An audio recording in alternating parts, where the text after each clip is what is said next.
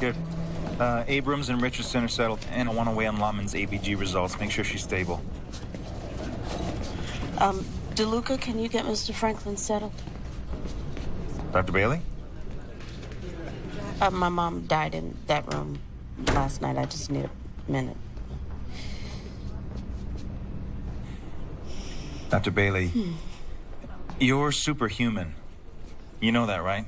You got an ability to cut through crap unlike anyone I've ever seen. You're a world-class surgeon and an even better boss.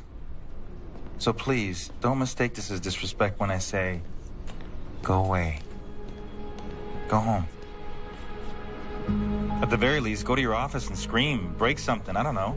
Just take more than a minute. Because yes, even superhumans need more than a minute to grieve the loss of the person that made them who they are.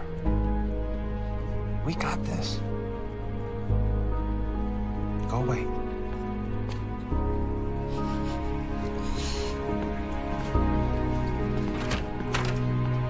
Okay, how we doing here?